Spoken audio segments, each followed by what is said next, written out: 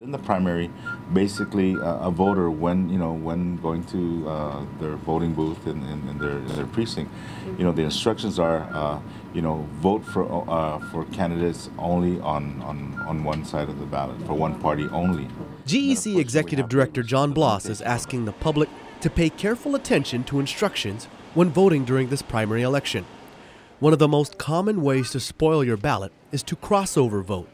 A crossover vote is when you vote for candidates in both the Republican and Democrat side of the ballot. You have to pick one side and stick to one.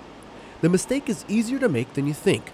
In fact, nearly 2,700 ballots were spoiled during the 2008 election. Here's how easily voters can make this mistake. For example, in 2008, when voters stepped into the voting booth, this is what they would have seen.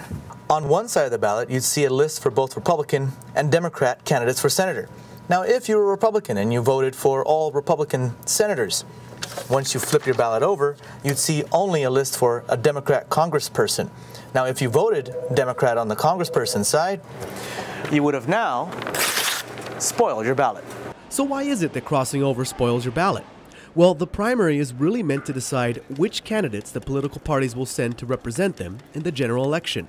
The whole purpose of the primary, again, as you probably have heard throughout our discussions in the meeting, basically the primary election is a party election. However, the Guam Election Commission is the one conducting that party election. And both parties have decided to keep the primary election as an open election, or an election in which anyone can vote regardless of party affiliation. The only catch is you can't vote in both party elections. You must pick one party on the ballot and stick with that party throughout the ballot. There are other things that can spoil your ballot.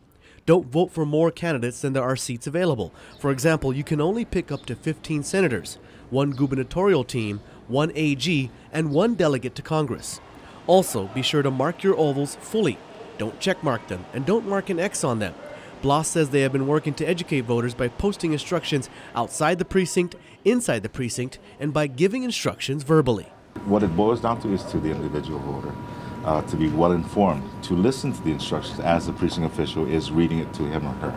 Clint Rigel, PNC News.